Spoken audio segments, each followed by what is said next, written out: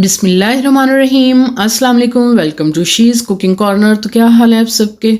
तो जी आज हम अपने किचन में जो रेसिपी बना रहे हैं बेहद आसान है। कराची की मशहूर मिठाई है, घर में मौजूद चीज़ों से ही ये बन जाती है, बहुत ही लो कॉस्ट है। तो रेसिपी जानने के लिए वीडियो को लास्ट तक देखें स्किप किए बगैर। तो बहुत गौर से देखिएगा और बेहद आसान है इसको घर पे रेडी करना। करते हैं, स्टार्ट करते हैं अपनी रेसिपी को। तो यहाँ मैंने 4 से 5 अदद रेड वाली गाजरें ले ली हैं, हाफ केजी है ये।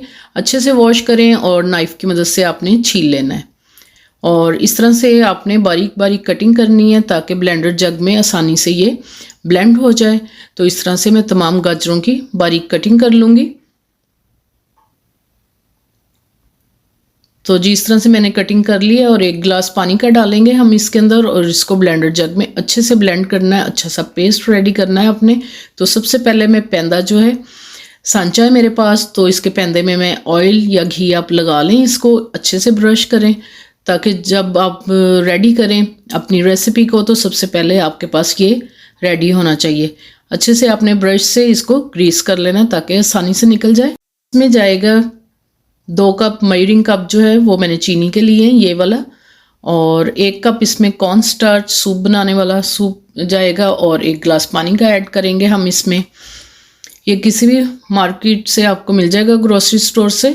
कॉर्नफ्लोर और हस्बे ज़रूरत बादाम और पिस्ता हम कम या ज़्यादा इसमें आप डाल सकते हैं। तो जी इधर मैंने ब्लेंडर जग लिया है और उसमें कटिंग की हुई गाजरें इसमें शामिल कर देंगे और 1 गिलास पानी का डालेंगे और इसको अच्छे से हम ब्लेंड कर लेंगे। इसी दौरान अगर आप मेरे चैनल पे नए हैं तो प्लीज़ इसको सब्सक्राइब कर लें, लाइक और शेयर भी कर दें। तो जी इधर मैंने स्ट्रेनर ले लिया है और हाफ गिलास पानी का डाल के जग को भी अच्छी तरह से साफ़ कर लूँगी और अच्छी तरह से चम्मच की मदद से आप ये देख सकते हैं जूस जो है बॉल में आ गया है। ऐसे आपने इसको प्रेस करना है और सारा जूस इसका बॉल में आ जाएगा। अब इसमें डालेंगे रेड फूड कलर 1/4 टीस्पून। आप पाउडर कलर भी डाल सकते हैं, रेड कलर खूबसूरत से आ जाएगा। 1 से 2 चुटकी और इसमें 1 कप कॉर्नफ्लोर डालेंगे। अब चीनी डालेंगे इसमें और 1 गिलास पानी का डालेंगे। मीडियम फ्लेम पे आपने जस्ट इसको मेल्ट करना है चीनी को। जैसे ये मेल्ट हो जाएगी तो इसमें हम लेमन हाफ जो है वो डालेंगे, चंद कतरे इसके जूस के, ताकि चीनी जो है क्रिस्टलाइजेशन ना हो इसकी।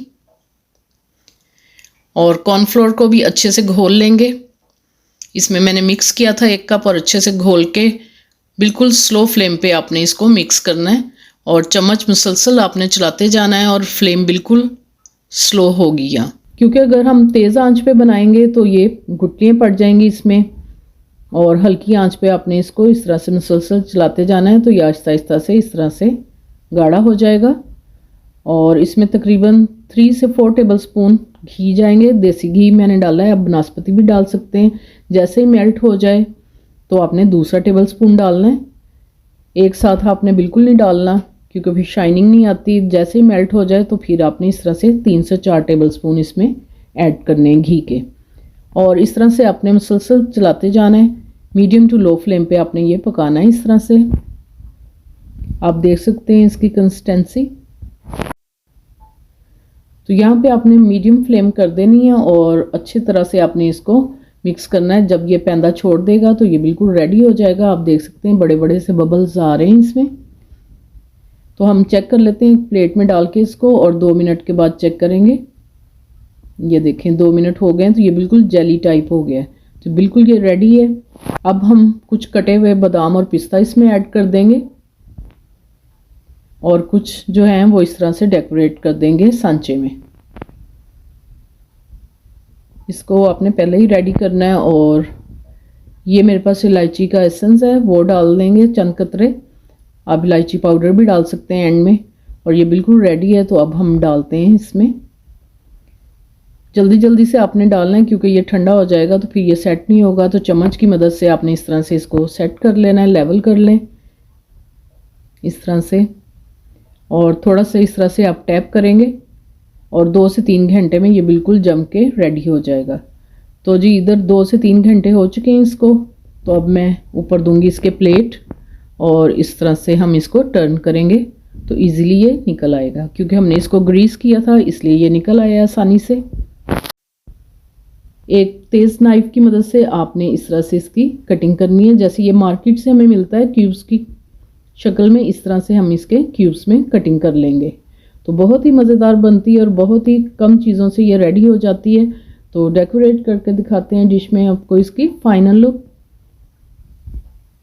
ये आप देख सकते हैं इस तरह बिल्कुल ये जेली टाइप होता है। तो बहुत ही मज़ेदार कराची की मशहूर मिठाई है, तो ज़रूर ट्राई कीजिएगा इस रेसिपी को और आप इसको ईज़िली घर पे बना सकते हैं। अगर मेरी वीडियोस आपको अच्छी लगती हैं तो लाल सब्सक्राइब के बटन को प्रेस कीजिएगा, साथ में बेल आइकन ऑल पे प्रेस कीजिएगा ताकि मेरी हर नई आने वाली वीडियो का नोटिफिकेशन सबसे पहले आपको मिल सके और ये बिल्कुल फ्री है। Thank you for watching. Next video तक के लिए अल्लाह हाफिज़।